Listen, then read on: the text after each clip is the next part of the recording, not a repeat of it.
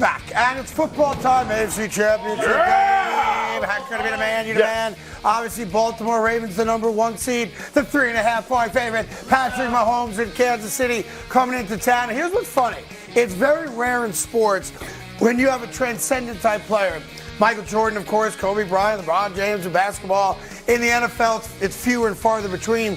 Tom Brady was one. Patrick Mahomes, obviously, is another one. Where one singular guy makes America say, can't count him out. Yeah. Can't count him out. Yeah. Because Baltimore is so much better than the Kansas City Chiefs this year. And yet there's a good part of America right now going, can't count Kansas City out. Not because of Kelsey, not because of Rashee Rice, not because of Chris Jones, not because of Andy Reid, but because of number 15. Mm-hmm. And number 15 spoke yesterday about that Baltimore Raven defense that you guys have been waxing poetically about for the last couple of minutes off air. But I want to take you guys back a few months. Little time machine action. Oh. Yeah. Remember when the Denver Broncos beat the Kansas City Chiefs earlier this year? Right. And it was the first time in the Mahomes era that he had ever lost to the Denver Broncos. Yep. After the game, he said something very interesting. And what he said after the game was, perhaps they've figured out the blueprint of how to stop our offense. At the time, if you remember, Kansas City's offense wasn't right. There were drop balls and, missed routes, and he wasn't playing very well compared to what we're used to. And then it really didn't get any better in the weeks following that. Is there a chance that the blueprint is out there, and for a team with the talent that the Baltimore Ravens have, stopping that offense is not going to be as hard as what a lot of people think? Well, I don't know if there's a blueprint, but there has been a recipe to blow out this team. It has not happened often.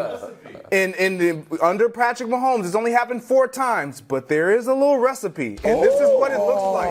Obviously, we remember the Super Bowl game against the Tampa Bay Buccaneers. Very good defense. He had no offensive line in that game. He lost, to be fair. Correct. But what they did was they got after him. They pressured him. They forced him to throw turnovers. And look at his completion percentage. He wasn't able to thrive with Kelsey and others. Obviously, Kelsey did have a good game in that game. But when you look at the Buffalo Bills in 21, when they beat them, turnovers, sacks, you get after Patrick Mahomes. The Tennessee Titans, one of those games that we were like, how did the Tennessee Titans get him? Well, they got after him and pressured him, created turnovers, got him on the ground. You ruffle the feathers of Patrick Mahomes. In that Denver Bronco game, some may say, well, if I watched that game, that wasn't a blowout, Greg. Well, they won by more than 14 points. In this term, that's a blowout. And what did they do? They turned the Chiefs over. They forced Patrick Mahomes to create turnovers, and they got him on the ground. When you look at this Baltimore Ravens defense, what do they do better than anybody in the National Football League? They get after the quarterback. They sack the quarterback. Right. They also can turn you over.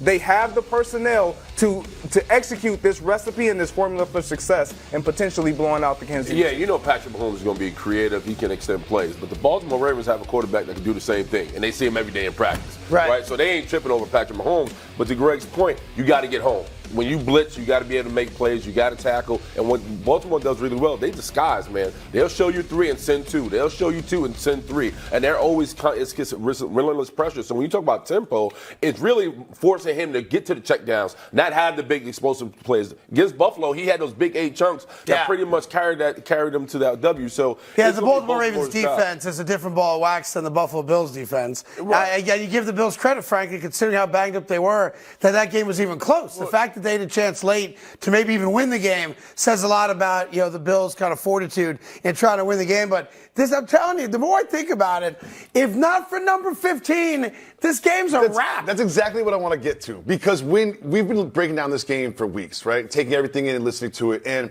it makes no sense for the Chiefs to win this game. Like, the best defense in the league, the MVP is the quarterback. Yeah. And you talk about, the Chiefs offense is playing the best they've played. Look at this. Yeah. You see those numbers on the right side? Those are number ones.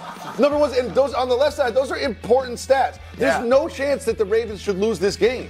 If you look at the Chiefs, the Chiefs offense is clicking now. They played against a battered-up Dolphins team at home and a battered defense in the Bills. None of it makes sense. This should be a blowout. They haven't played a good team in a long time. Your logic brain says there's no way the Chiefs win, but your heart says, but Patrick Mahomes. Yes. Now, let me give it to you from a gambling standpoint. Normally, if the spread is this low, it is a bet on Kansas City.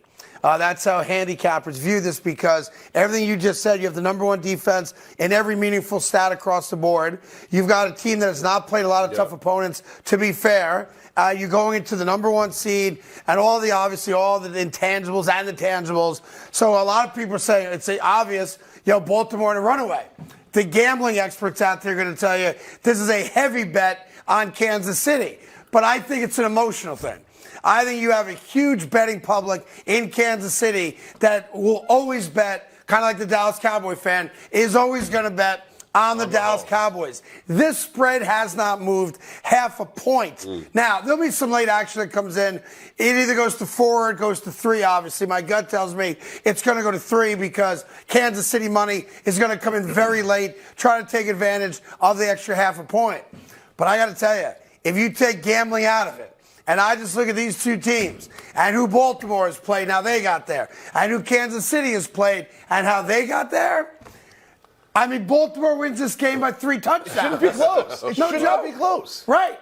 Let's go. Well, also this, man, the way we're talking, Patty Mahomes is going to accept the challenge, right? He's going to listen, sure is. Nobody expects us to get on this plane, but we're coming to win. And so when you have that motivation and that mindset, it's really onus on this defense too, man. This defense has to be able to stand on his head, because if you see what Lamar Jackson did in the second half of that game, he was on fire. But here's the difference. It's not like basketball where if I've got the best player in the world on my team, it doesn't matter what you got. I've got a legitimate fighter's chance because I just give him the rock and cross my fingers that he's going to be the best player. Football's different. We all agree he's the best player in the sport, and obviously by default, the best quarterback, no disrespect to the great year Lamar Jackson had. But he needs a lot of other people to get their job done at that level for him to be able to go out there, right? Yeah. He don't need a pick set for him. If you're Michael Jordan, he just takes the rock and scores. Right. This guy needs blocking. He needs receivers to get open. He needs them to then catch the ball if he makes a play, and he has to hope that the other team has an off day. It's different. Well, for the first time in Patrick Mahomes' career, let's not make it seem like this is the only defense that is going to be playing in this game.